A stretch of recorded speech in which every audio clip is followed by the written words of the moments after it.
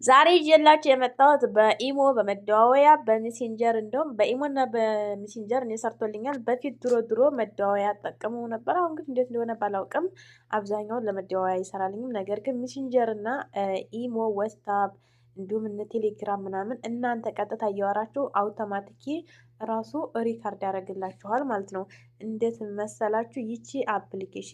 ይቺ እንደምታዋት ይቺ አፕሊኬሽን እስካን ሪካርድ የምትለው ይቺ በጣም ሀሪፍ ነው። በቃ በጥራት ነው የምትቀርጸው። በተለይ እንደዚህ የሆነ ነገር ማውራት ፈልጋችሁ ለሚከዳችሁ ሰው በጣም አስፈላጊ መረጃ ይይዛል ማለት ነው። ይሄ የምታገኙት ፕላይ ስቶር ላይ ነው። ፕላይ ስቶር ላይ ትገባና ያው ኦፍ እና ኦን ምናምን ይመጣላቸዋል።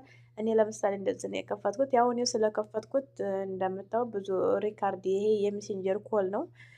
የመደዋወያ ኮልም እንደዚሁ ሪካርድ አድርጋል። የዚህን አከፋፈቱና አሰራሩን